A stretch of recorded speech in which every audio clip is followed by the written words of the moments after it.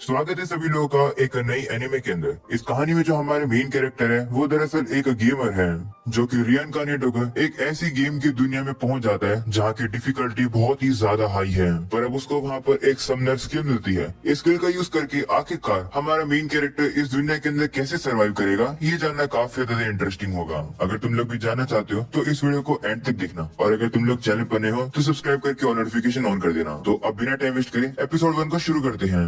कहानी की शुरुआत में हम लोग को हमारे मेन कैरेक्टर केनिची यामाडा दिखाया जाता है, जो कि काफी सालों से एक गेम खेल रहा था, पर उस गेम की सारी सर्विस खत्म हो जाती है, यानी कि वो गेम पूरी तरह से खत्म हो जाता है। ये देखकर केनिची काफी डिसअपॉइंट हो जाता है और कहता है कि ये गेम तो 3 साल के बाद ही खत्म हो गया। ये गेम भी बाकी गेमों की तरह काफी कमजोर निकला। मुझे कोई ऐसा गेम चाहिए जो कि इतना मुश्किल हो कि उसे खत्म करने में मुझे 10 साल लग जाएं। ऐसा बोलकर अब वो ऑनलाइन एक ऐसा ही गेम ढूंढने लगता है जो कि काफी ज्यादा मुश्किल हो। सर्च करने के बाद अब उसे एक ऐसा गेम मिलता है जिसमें लिखा होता है कि ये एक ऐसा गेम है जो कि कभी खत्म नहीं होगा। ये गेम तुम्हें एक फैंटेसी दुनिया के अंदर ले जाएगी जहाँ पर तलवारें और मैजिक का यूज किया जाता है। ये देखकर केनिची अब एक्साइटेड हो जाता है और कहता है कि ओह, ये तो एक ऐसा गेम है जो कि कभी खत्म नहीं होगा, मेरे को ये तो चाहिए था। वो अब इस गेम को डाउनलोड करके देखता है कि इस गेम के अंदर तो अलग अलग डिफिकल्टीज हैं, जैसे इजी, नॉर्मल, एक्स्ट्रा। पर वहाँ पर एक और मोड है जिसका नाम है हेल। केनिची पढ़ता है कि ये वाला जो मोड है ये काफी डिफिकल्ट होने वाला है। लेवलिंग अप करने के लिए तुम्हें नॉर्मल मोड से 100 गुना ज्यादा एक्सपीरियंस की जरूरत पड़ेगी। पर अब केनिची को तो इससे फर्क ही नहीं पड़ता है, वो अब हेल मोड को चुन लेता है। जिसके बाद वो देखता है कि अब उसके सामने अलग अलग कैरेक्टर की क्लासेस की ऑप्शन आ चुके हैं, जैसे कि एक sportsman, spear user, sword master, hero या फिर डीमन लॉर्ड। पर अब वो देखता है कि जो समनर की जो क्लास है उसकी जो डिफिकल्टी की रेटिंग है वो बहुत ही ज्यादा हाई है, डीमन लॉर्ड से भी ज्यादा। वही केनिची ठहरा एक हार्डकोर गेमर, तो वो इसी क्लास को चुन लेता है। उसे पता चलता है कि उसकी लाइफ एक गरीब की तरह होगी। ये देखकर वो और भी खुश जाता है और कहता है कि चलो अब तो और चैलेंजेस मिल गए। ऐसा बोलकर अब वो गेम के अंदर एंटर ही करता है। जैसे वो एंटर दबाता है तभी अचानक से वो अपने कंप्यूटर के अंदर ही घुस जाता है, यानी कि अब वो उस गेम के अंदर ही घुस चुका है। और अब जैसे उसे होश आता है वो अब देखता है कि उसका तो इसी गेम की दुनिया के अंदर जन्म हो चुका है, जो देखकर वो भी हैरान हो जाता है और कहता है कि लगता है कि मैं यहाँ पर रिइंकार्नेट हो गया हूँ। वहीं पर अब उसके पेरेंट्स भी उसे जन्म होता हुआ देखकर काफी खुश हो जाते हैं। वहीं अब उसके फादर कहते हैं कि मैंने तुम्हारे लिए ऑलरेडी एक नाम चुन लिया है, तुम्हारा नाम होगा एलन। इसके बाद हम लोग अब देखते हैं कि थोड़ा सा समय बीत जाता है जहाँ पर अब उसके पेरेंट्स उसे खाना खिला रहे होते हैं। एलन अब अपने मन में कहने लगता है कि पहले मैं एक 35 साल का एक आदमी हुआ करता था, मैं अनएजुकेटेड था, गरीब था और सिंगल था, और मैं एक वर्कर भी था, मेरा नाम केनिची था। पर अब मैं रिइंकार्नेट होकर एलन बन चुका हूँ। इस समय पर मैं 1 साल का हूँ, इसलिए मैं अभी बोल नहीं सकता हूँ, पर मैं अपने आप से बातें कर सकता हूँ और मैं शब्दों को समझ सकता हूँ। वो बताता है कि उसका जन्म एक सर्फ फैमिली में हुआ है, बिल्कुल वैसे जैसा उसने चूज किया था। मतलब तुम कह सकते हो कि एक गरीब फैमिली के अंदर। ये एक फ्रंटियर विलेज है जहाँ पर जो पायोनियर्स हैं वो टैक्स पे करते हैं यहाँ के रूलिंग लॉर्ड को, जिससे कि लोग यहाँ की लैंड पर खेती कर सके। इसके बाद वो हमें अपने फादर के बारे में बताता है। उसके फादर का नाम है रोडिन। ये बंदा अपनी फैमिली को चलाने के लिए काफी मेहनत करता है। मुझे लगता है कि ये 20 साल का है। और ये है मेरी मदर, इनका नाम है थ्रेसिया। दिखने में ये काफी खूबसूरत है और काफी प्यारी भी है। इस समय पर मैं इन दोनों का एक लौता बेटा हूँ। एलन अब ये भी देखता है कि उसके जो पेरेंट्स हैं वो काफी ज्यादा रोमांटिक हैं। ये देखकर वो समझ जाता है कि काफी जल्द उसे एक भाई या फिर बहन मिल जाएगा। अगले सीन में अब उसके पेरेंट्स उसे रूम के अंदर सुलाकर चले जाते हैं। वहीं एलन इस मौके का वेट कर रहा था। वो दरअसल सोया नहीं है। वो अब अपने स्टेटस को ओपन करने की कोशिश करता है पर कुछ भी नहीं होता है। ये देखकर वो काफी डिसअपॉइंट होता है और कहता है कि आखिरकार मैं एक समनर हूँ भी या नहीं। काश मैं अभी से ही कुछ कर पाता। मैंने काफी बार ट्राई कर लिया है अपने स्टेटस को ओपन करने की, पर कुछ भी नहीं हो रहा है। फिर से ट्राई करता हूँ। ऐसे बोलकर अब वो फिर से ट्राई करता है और अब उसके सामने एक किताब आ जाती है, जिसे देखकर वो काफी ज्यादा शौक होता है और चिल्लाता है। उसकी ये बात अब उसके पेरेंट्स भी सुन लेते हैं और अब वो आवाज सुनकर उसके रूम में आने लगते हैं। वहीं इससे पहले कि वो लोग आ सके, एलन अब जल्दी से उस किताब को छिपा देता है। वहीं अब एलन फिर से सोने की एक्टिंग करता है। तब उसके पेरेंट्स को लगता है कि वो नींद में बोल रहा था, तो वो लोग अब उसे वापस से सुलाकर चले जाते हैं। जिसके बाद अब एलन फिर से उठता है और वो वापस से उस किताब को सामने लाता है। उसे ओपन करने के बाद फाइनली 1 साल के बाद अब वो अपने स्टेट्स को देख पाया है। वो देखता है कि इस समय पर वो लेवल 1 पर है और उसकी जो क्लास है वो है समनर। अगले पेज पर उसकी समनिंग स्किल से रिलेटेड डिटेल में लिखा हुआ है। वो देखता है कि समन और क्रिएट करने के लिए स्किल एक्सपीरियंस पॉइंट लगते हैं। इसका मतलब है कि एलन जितना ज्यादा उन्हें यूज करेगा वो उतना ही लेवल अप होगा। वो देखता है कि वो कुछ बीस्ट को समन भी कर सकता है, पर अभी के लिए वो सिर्फ इंसेक्ट और बीस्ट को ही समन कर सकता है और अभी के लिए उनकी रैंक एच है जो कि सबसे ज्यादा लो है। तभी उसे इस दुनिया के क्रिएटर की तरफ से एक मैसेज मिलता है। उस क्रिएटर का नाम एल्मिया है। एल्मिया ने अब माफी मांगी है। क्रिएटर कहता है कि एलन माफ करना कि तुम्हें वेट करना पड़ा अपने ग्रिमोर को पाने के लिए। दरअसल जो क्लास तुमने चुनी थी वो अंडर टेस्टिंग में थी, इसलिए उसे फिनिश करने में थोड़ा सा टाइम लग गया। ये देखकर वो कहता है कि चलो कोई बात नहीं, अब मेरे पास किताब आ गई है तो मैं समन करके देखना चाहता हूँ। ऐसा बोलकर अब वो इंसेक्ट को समन करने की काफी कोशिश करता है पर कुछ भी नहीं हो रहा होता है। तो वो और भी ज्यादा फोकस करता है और कहता है कि इस दुनिया के अंदर कोई भी ट्यूटोरियल्स नहीं है, तो मुझे खुद ही पता लगाना पड़ेगा कि चीजें काम कैसी करती है। शायद से मुझे पहले क्रिएट स्किल को यूज करना चाहिए। तो वो अब क्रिएट स्किल का यूज करके एक इंसेक्ट का कार्ड बना देता है और अब वो उसे समन करने वाला होता है, पर तभी उसकी मॉम उसे देखने के लिए आ जाती है। तो अब उसे फिर से जल्दी से सोने की एक्टिंग करनी पड़ती है। वो अब सोचता है कि मैं और शोर नहीं कर सकता हूँ, नहीं तो मेरे पेरेंट्स को शक हो जाएगा। समनिंग में कल करके देखूंगा, अभी के लिए मुझे नींद भी आ रही है। मेरी बॉडी अभी 1 साल की है, इसलिए मैं काफी जल्दी थक जाता हूँ। ऐसा बोलकर अब वो सो जाता है और अब देखते देखते कुछ और समय बीत जाता है, जहाँ पर एलन अब थोड़ा सा चलना भी सीख चुका है और अब उसकी मॉम उसे सुलाकर चली जाती है। और अब एलन इसी मौके का फायदा उठाकर अपनी ग्रिमोर को बुलाकर इंसेक्ट को समन कर देता है। जैसे वो ये करता है तभी अचानक से वहाँ पर अब काफी तेज रोशनी आती है और अब अचानक से उस ग्रिमोर से एक इंसेक्ट बाहर आ जाता है जो कि ग्रास ऊपर है, जो कि काफी ज्यादा बड़ा भी है। ये देखकर एलन सोचता है कि क्या ये मेरी बात को मानेगा। ऐसा बोलकर वो उसे अपने पास बुलाता है, पर उसके पास आने की जगह वो तो दूसरी ही डायरेक्शन में जाने लगता है, जिस पर एलन कहता है कि ये तो मेरी बात ही नहीं मान रहा है, ये तो बेवकूफ सा कीड़ा है। शायद से ग्रिमोर में इसके बारे में कुछ लिखा होगा। वो अब इस ग्रास ऊपर के स्टेट्स को भी देख पाता है। उसे पता चलता है कि वो इसका नाम भी रख सकता है, तो अब वो उसका नाम डैनका रख देता है। एलन अब देखता है कि डैनका की वजह से उसे भी बफ मिलेगा, जैसे कि एंड्योरेंस और एजिलिटी का। ये देखकर वो काफी खुश होकर चिल्लाने लगता है। उसके बाद संघर्ष की मॉम वहाँ आ जाती है और पूछती है कि क्या हुआ। तभी वो वहाँ पर डैनका को देख लेती है और अब वो काफी डर कर उसके ऊपर पैर मार के उसे मार देती है। अगले सीन में हम लोग अब देखते हैं कि कुछ और समय बीत चुका है। अपनी चीजों की अलग अलग स्किल्स को ट्राई करने के बाद अब एलन डिसाइड करता है कि वो बीस्ट को क्रिएट करेगा। वो इस बार अपनी ग्रिमोर से एक चूहे को बाहर निकाल पाता है। दरअसल ये चूहा भी डैनका की तरह बेवकूफ ही है, पर इसके पास कई नाम की एबिलिटी है, यानी कि ये काफी ज्यादा तेज दौड़ सकता है। जब वो अपने समनर्स को उनकी एबिलिटी यूज करने के लिए कहता है तो वो उसकी बात मानकर एबिलिटी को यूज करते हैं। वहीं दूसरी तरफ डैनका की एबिलिटी है कूदना। एलन अब कहता है कि देखकर लगता है कि इस दुनिया के अंदर काफी सारे पावरफुल मॉन्स्टर्स घूमते रहते हैं, पर अभी के लिए मेरे पास सिर्फ 2 बेवकूफ से समन्स हैं। इनका यूज करके मैं उन मॉन्स्टर्स को नहीं हरा सकता हूँ। जिसके बाद वो बताता है कि मैं हर क्रिएचर के लिए 10 समन कार्ड को स्टॉक कर सकता हूँ। सबसे इम्पोर्टेंट चीज उनके बफ है। एग्जाम्पल के तौर पर अगर मैं चूहे वाले कार्ड को 10 बार स्टैक करता हूँ तो मेरे जो स्टैट्स हैं वो भी 10 गुना बढ़ जाएंगे।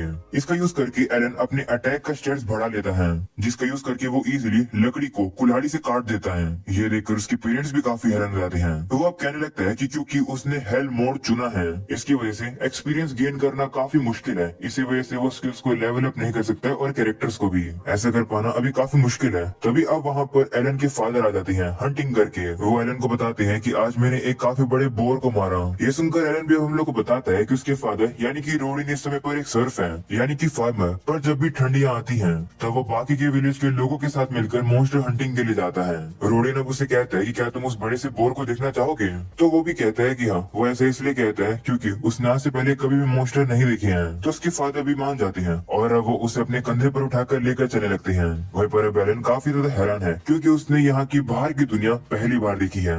आगे चल के रोडी ने उसे अल्बा हीरोज दिखाता है।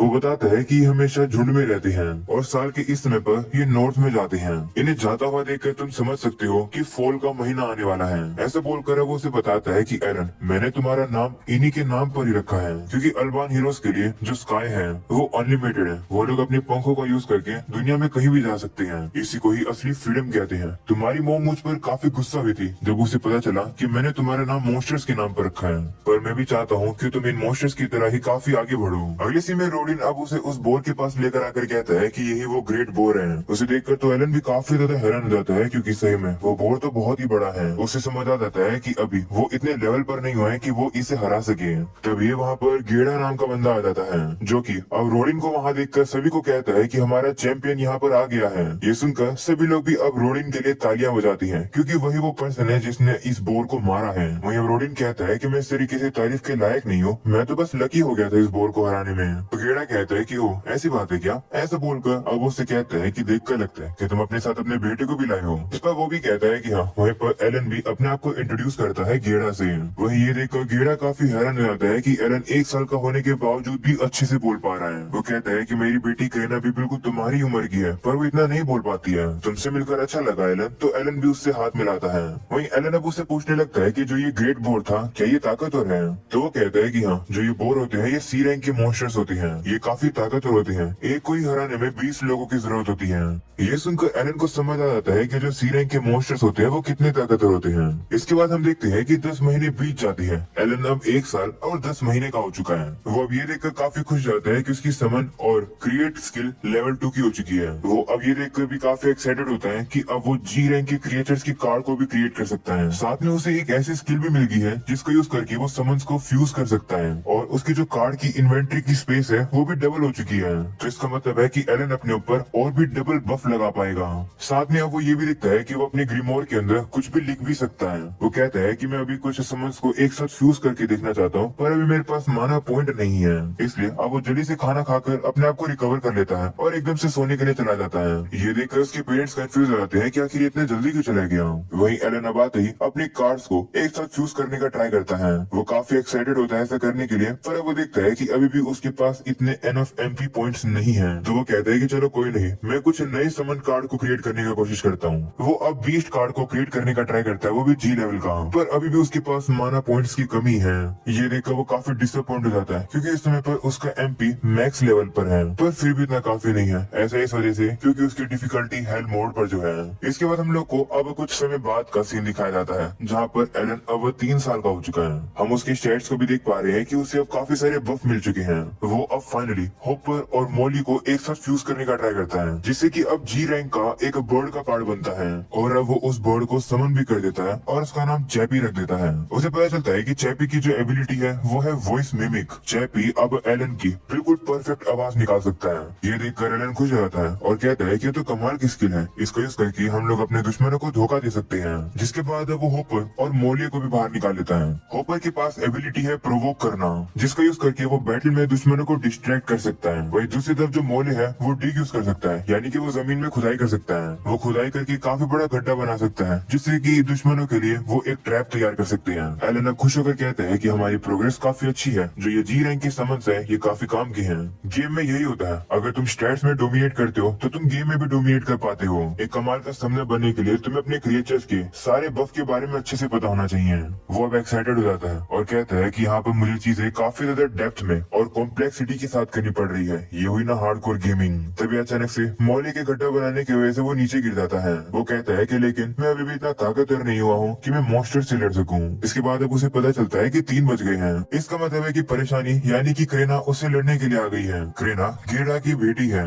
हम लोग अब देखते हैं कि क्रेना तो बहुत ही ज्यादा पावरफुल है, वो काफी ज्यादा तेज भी है। ये देखकर एलन हैरान हो जाता है और कहता है कि आखिरकार ये इतने फास्ट कैसे है। मैंने अपनी एजिलिटी के ऊपर अपने बफ लगा रखे हैं, पर फिर भी मैं इससे हार रहा हूँ। क्रेना अब काफी पावरफुल हमला करके उसकी तलवार को भी तोड़ देती है और उसकी बुरी हालत कर देती है। अगली सीन में अब एलन को लेने के लिए उसके पेरेंट्स आ जाते हैं। हम लोग अब देखते हैं कि एलन को जैसा लगा था वैसा ही है, मतलब थ्रेसिया प्रेग्नेंट है, यानी कि एलन का काफी जल्द भाई या बहन आएगा इस दुनिया के अंदर। थ्रेसिया अब उन लोगों से कहती है कि अंधेरा होने वाला है, तुम्हें अब घर चलना चाहिए। तो क्रेना भी मान जाती है और अब वो तो वहाँ से चली जाती है। वहीं अब एलन उठकर अपनी मोम की मदद करता है सामान को उठाने में, जिसके बाद वो लोग अपने घर में आ जाते हैं। एलन अब अपने फादर से कहता है कि मैं इस बार आपकी मदद करना चाहता हूँ फार्मिंग करने में, क्योंकि इस समय पर मोम को आराम करने की जरूरत है। मैं आपकी मदद कर सकता हूँ, मैं ताकतवर हूँ। वहीं एलन सोचता है कि हाँ, मैं इनकी मदद कर सकता हूँ, क्योंकि मेरा स्टेमिना एक अडल्ट के जितना हो चुका है। वहीं अब उसके पेरेंट्स काफी खुश होते हैं कि एलन ऐसा कह रहा है, पर वो उसे कहते हैं कि तुम अभी बच्चे हो, तुम्हें काम नहीं करना चाहिए, तुम वैसे भी हमारी काफी मदद करते हो, इतना ही काफी है, तुम बस क्रेना के साथ खेलो। पर एलन मान नहीं रहा होता है, पर अब उसके फादर कहते हैं कि तुम्हें बात माननी चाहिए, क्योंकि आगे चलकर तुम्हें भी फार्मिंग करनी ही है। तो अभी के लिए तुम्हारे पास मौका है, इसका यूज करके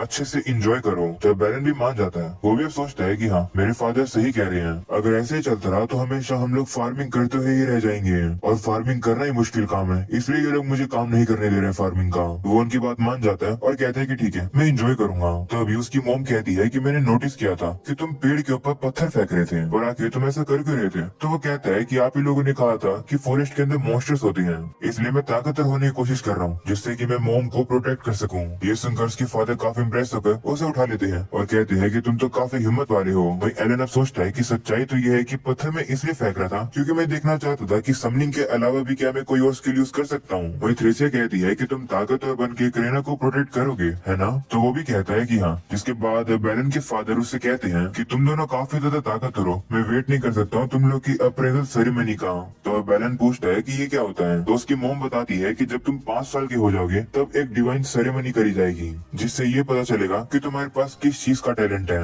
तो बैलन के फादर कहते हैं कि हाँ, अगर हमारा लक अच्छा रहा तो एलन का टैलेंट काफी कमाल का होगा, जिसका यूज करके एलन हम लोग को इस गरीबी से बाहर निकाल देगा। अगले सीन में अब ठंड शुरू हो चुकी है। वो देखता है कि जो डेन का है वो पूरे दिन ही बाउंस कर सकता है। ये देखकर उसे समझ आ जाता है कि वो अपने क्रिएचर्स को पूरे एक दिन तक समन करके रख सकता है। तभी क्रेना वहाँ पर उससे लड़ने के लिए फिर से आ जाती है, पर अभी भी एलन तलवारबाजी में इतना माहिर नहीं हुआ है। क्रेना अब उसकी फिर से बैंड बजा देती है। पेपर ये सारी चीजों को एलन के फादर भी देख लेते हैं। तभी थ्रेसिया भी अब बाहर आ रही होती है और अब डेन का उसके पैर पर चढ़ जाता है, जो देखकर वो डर जाती है और नीचे गिर जाती है। इस वजह से अब उसके पेट में थोड़ा सा दर्द होने लगता है। उन्हें समझ आ जाता है कि बेबी के आने का समय हो गया है, इसलिए एलन के फादर अब क्रेना से कहते हैं कि जाओ जाकर अपनी मदर को लेकर आओ। तो वो भी अब लेकर आती है। वही क्रेना की मदर यानी कि जो मैथ लीडर है वो अब सभी लड़कों को रूम से बाहर निकाल देती है और अब वो थ्रेसिया की मदद करती है बेबी को जन्म देने में। वेट करते करते अब सुबह हो जाती है। हम लोग अब देखते हैं कि थ्रेसिया ने एक और लड़की को जन्म दिया है। थ्रेसिया एलन के फादर से कहती है कि इसका नाम डिसाइड करो। तो वो भी कहते हैं कि ठीक है, मैंने तो ऑलरेडी डिसाइड कर लिया है, इसका नाम होगा मैश। सभी लोगों को ये नाम काफी पसंद आता है। वही थ्रेसिया थोड़ी बहुत सीरियस हो जाती है। वो एलन के फादर से कहती है कि ये मत कहना कि ये नाम भी तुमने किसी मॉन्स्टर के नाम पर रखा है। तो वो भी कहता है कि हाँ माफ करना, मैं ऐसे ही नाम सोच पाता हूँ। ये सुनकर वो पहले गुस्सा होती है, पर अब वो हंसती है और कहती है कि कोई नहीं, अच्छा नाम है। ये सुनकर सभी लोग भी अब हंसने लगते हैं। उन लोगों को ऐसा एंजॉय करता हुआ देखकर एलन अब हम लोग उससे कहता है कि क्या तुम्हें पता है कि मुझे नहीं समझ आ रहा है कि आखिरकार मैं रिइंकार्नेट क्यों हुआ हूँ। I mean, मेरी ये विश थी कि मैं एक ऐसा हार्डकोर गेम खेलूं जो कि काफी ज्यादा लंबा चले। पिछली लाइफ में मैं गरीब था, मैं अनपढ़ भी था, मैं सिंगल था और एक काफी एवरेज पर्सन था। मैं दुखी नहीं हूँ कि मुझे अपनी पास्ट लाइफ को इस तरीके से जाने देना पड़ रहा है। ऐसा इसलिए क्योंकि मेरे पास कुछ था ही नहीं जिसकी मुझे याद आएगी, और अब क्योंकि मैं इस दुनिया में आ चुका हूँ तो इस मौके का यूज करके मैं इस गेम का सबसे बेस्ट इक्विपमेंट पाऊंगा और अपने हर एक स्टैट को मैक्स लेवल का करूंगा। जिसके बाद अब एलन के पेरेंट्स भी उसे उसके छोटे भाई से मिलने के लिए कहते हैं। तो वो भी जाकर उसे मिलता है और उसे उंगली लगाता है, लेकिन मैश अब रोने लगता है, जो देखकर वो डर जाता है और कहता है कि माफ कर दो। तो उसके पेरेंट्स कहते हैं कि कोई बात नहीं, जब तुम पैदा हुए थे तब तुम इससे भी ज्यादा रोते थे। जो सुनकर वो भी शर्मा जाता है और कहता है कि ओह ऐसी बात है क्या। वहीं बैलन सोचता है कि मैं अब काफी खुश हूँ। वो कहता है कि पता नहीं कि मैं ये कैसे करूंगा, पर मैं अपनी फैमिली को इस गरीबी से निकालना चाहता हूँ। ऑलराइट गाइस, अभी से साथ पहला एपिसोड यही खत्म हो जाता है। मुझे कमेंट सेक्शन में जरूर बताना कि क्या तुम लोग को ये एनिमे पसंद आई, क्या मुझे इसे कंटिन्यू करना चाहिए। पर्सनली मुझे तो ये पसंद आई है। तुम लोग अपने ओपिनियन प्लीज कमेंट सेक्शन में शेयर करना। एंड हाँ, अगर तुम लोग चैनल पर नए हो और अभी तक तुमने सब्सक्राइब नहीं कर रखा है तो सब्सक्राइब करके ऑल नोटिफिकेशन यहाँ से ऑन करके जाना, जिससे की अगली वीडियो के नोटिफिकेशन तुम्हें जल्दी से मिल जाए। तो चलो फिर आज के लिए हम लोग इतने रखते हैं, मिलते हैं नेक्स्ट वीडियो के अंदर। तब तक के लिए बाय बाय।